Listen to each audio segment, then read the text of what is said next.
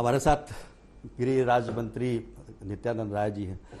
नित्यानंद जी, पहले चरण के मतदान में अब कम ही समय बचे हुए हैं और आप लोग का जो पहले से चल रहा था कि एनडीए काफ़ी अच्छी स्थिति में है, अब क्या स्थिति में है? आपको क्या लगता है कितनी सीटें आएंगी? पहले भी एनडीए की स्थिति अच्छी थी, अभी भी है और आगे भी रहेगी।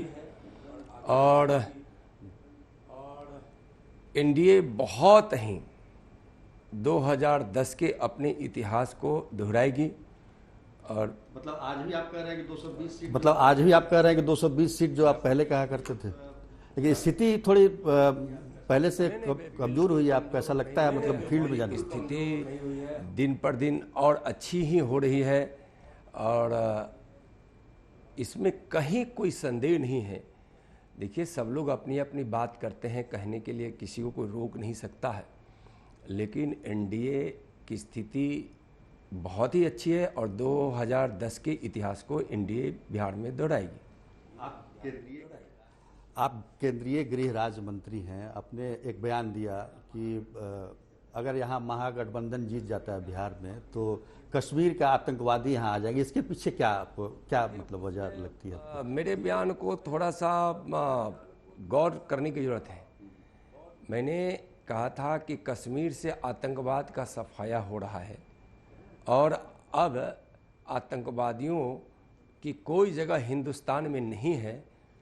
और मैंने यह कहा था कोई जगह हिंदुस्तान में नहीं है और कश्मीर से आतंकवाद सफाया हो रहा है। यह केंद्र सरकार की, नरेंद्र मोदी जी के नेतृत्व वाली सरकार की यह एक बड़ी उपलब्धि है। आपको लगता है कि मतलब एनडीए की स्थिति अच्छी है, लेकिन ग्राउंड पे जाने पर लगता है कि सरकार के प्रति काफ़ी नाराज़गी है, खासतौर पर युवाओं में देखा जाए रोजगार को लेकर।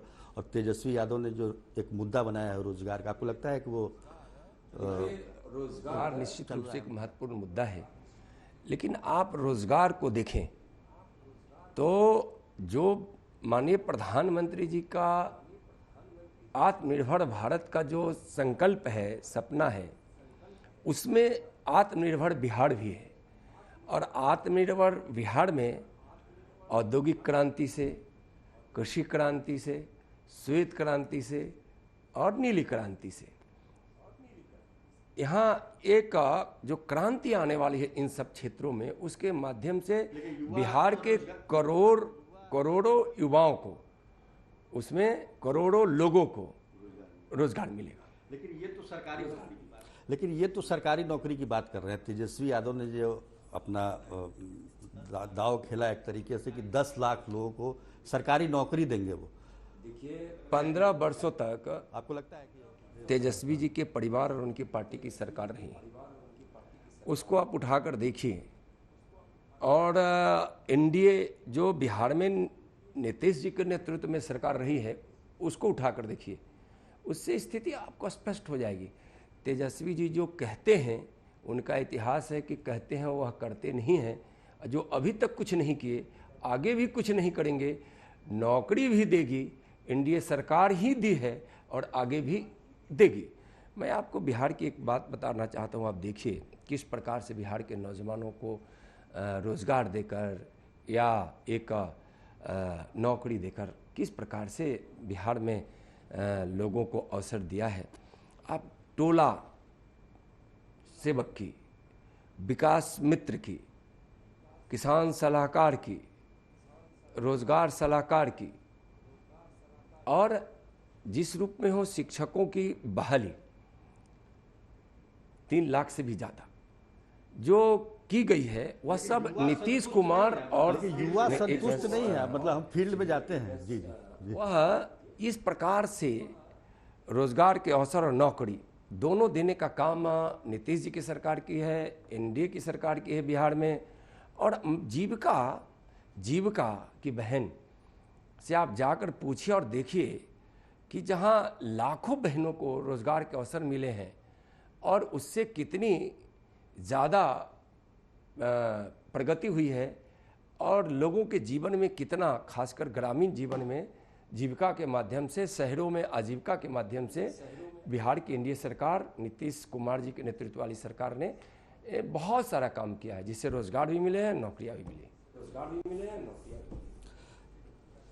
फिर कैसे तेजस्वी यादव दावा कर रहे हैं कि मुख्यमंत्री बनने जा रहे हैं वो, और आपको लगता है कि उनका कुछ चांस बन रहा है क्या? मैं उसमें एक लाइन और बोलना चाहूँगा। और एक तो बहुत ही कम मात्रा में जो नौकरी आरजेडी की सरकार में मिली, या उस परिवार को जो अवसर मिला था तेजस्वी जी को, तो नौकरी के बदले में क्या क्या देना पड़ा है यह किसी से छुपा हुआ नहीं है। और क्या क्या उपहार लिया गया हो, या उसको जो भी आप कह सकते हो, उपहारहीन तो ना कहेंगे, उसको कहेंगे कि नौकरी देने के बदले में कितने लोगों से किसी की ज़मीन बिक गई, ले ली गई, किसी की प्रॉपर्टी ले ली गई। और उतना ही नहीं, जितने लोगों को नौकरी मिली उससे कई गुना ज़्यादा लोगों से उनके लोगों ने एक तरह से वसूली की और उन लोगों को नौकरी नहीं भी मिली। तो यह तो बिहार देख रहा है कि किस प्रकार से बिहार के नौजवानों को और लोगों को अपने कार्यकाल में तेजस्वी जी की पार्टी और उनके परिवार की सरकार ने धोखा दिया है। भ्रम फैलाने के अलावा उनके पास कुछ नहीं है। अभी जो स्थिति दिख रही है बिहार में, आपको लगता है कि जेडीयू और बीजेपी काफ़ी लंबे समय तक साथ में थे, बीच में उनका आप लोगों का गठबंधन टूटा, फिर से जुड़े, तो ये जो बीच में जो गठबंधन टूटा उसका असर कुछ है कि लोगों का विश्वास उस तरीके का नहीं दिख रहा है 2010 वाला आज की स्थिति में? जदयू से गठबंधन है, जब से जदयू एनडीए में है, मन से गठबंधन है, मन से गठबंधन है। और जहाँ मन से गठबंधन होता है वहाँ मजबूती होती है, इरादे पक्के होते हैं। और आपको इधर एनडीए की सरकार जो बिहार में नीतीश जी के नेतृत्व में रही है, आप देखिए कि विकास का काम, न्याय के साथ विकास का काम, और आप गांव से लेकर शहर तक, आम आदमी से लेकर सबके लिए जो बिहार में विकास किया गया है।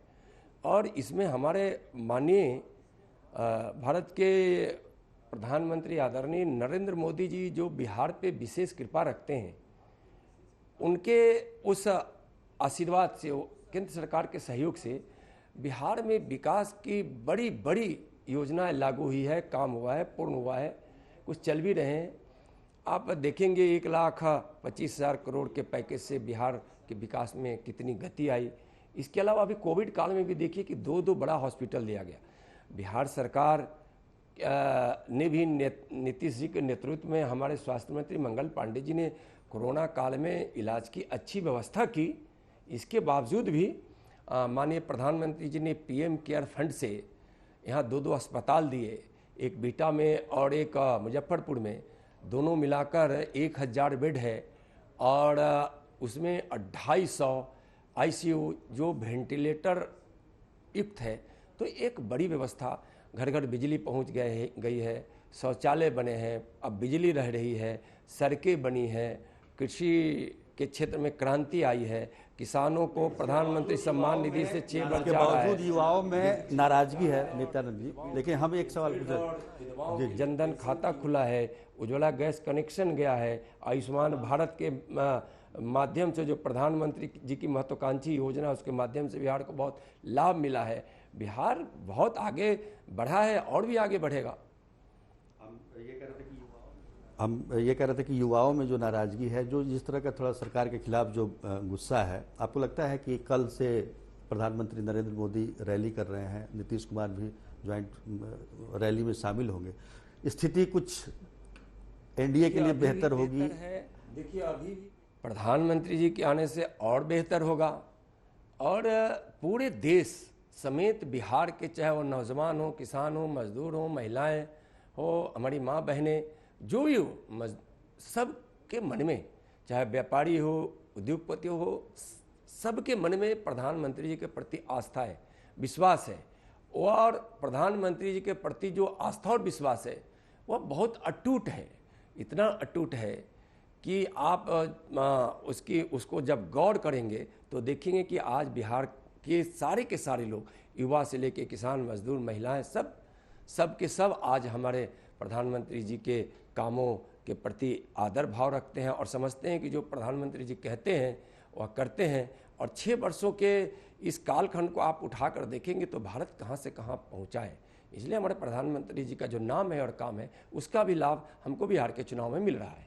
लाभ मिलेगा तो चुनाव में मिल रहा है तो लाभ मिलेगा तो दोनों पार्टियों को मिलेगा। तो क्या लगता है कि किसको एनडीए में बीजेपी और जेडीयू में किसको सीट ज़्यादा आएगी? ये कुछ सीट आएगी, एनडीए की सरकार बनेगी। हम सारी सीटों को एनडीए की ही सीट मानते हैं। जो भी सीट आए, चाहे वह बीजेपी को आए या जदयू को आए या हम को आए या वीआईपी को आए, सारी की सारी सीटें एनडीए की सीट हैं। मुख्यमंत्री एनडीए की सीट, मुख्यमंत्री अगर सीट कम हुआ जेडीयू, मानिए हमारे केंद्रीय नेतृत्व का, हमारे आदरणीय गृह मंत्री जी का, हमारे आदरणीय राष्ट्रीय अध्यक्ष जी का, इन सब लोगों का स्पष्ट रूप से उन लोगों का बयान आया है कि हमारे मुख्यमंत्री नीतीश कुमार जी ही होंगे।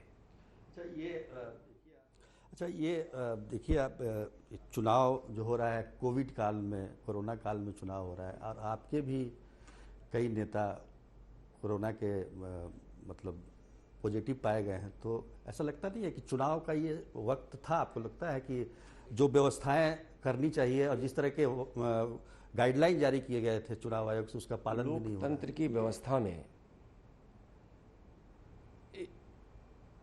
चुनाव आयोग अति महत्वपूर्ण भूमिका में होता है और चुनाव आयोग का जो फैसला हुआ है उस चुनाव आयोग के फैसले के हिसाब से एनडीए भारतीय जनता पार्टी चुनाव मैदान में है। उसके फैसला का आदर करते हुए सबको, आप सभी पार्टियां उस फैसले का आदर की है, एनडीए भी की है।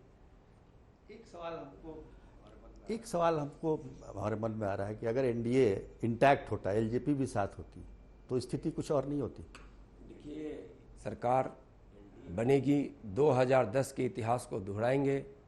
मैं इस बात से आपको आश्वस्त करता हूं और बिहार का जो परिदृश्य है मैं विश्वास के साथ कह रहा हूं, 2010 के इतिहास को फिर दोहराएंगे। एक आखिरी सवाल ये करना चाहेंगे कि इस चुनाव में पाकिस्तान और चीन का मुद्दा कितना रेलेवेंट है इस? देखिए, और चीन नहीं है, लेकिन माननीय प्रधानमंत्री आदरणीय नरेंद्र मोदी जी के नेतृत्व में देश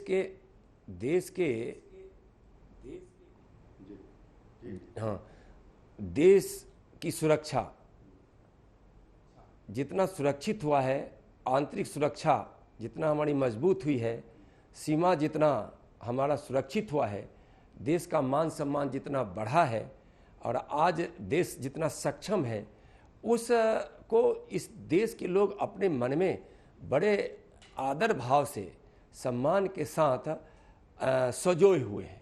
इसलिए यह राष्ट्रवाद का मुद्दा निश्चित रूप से एक बड़ा मुद्दा है और देश से बढ़कर तो कुछ है ही नहीं।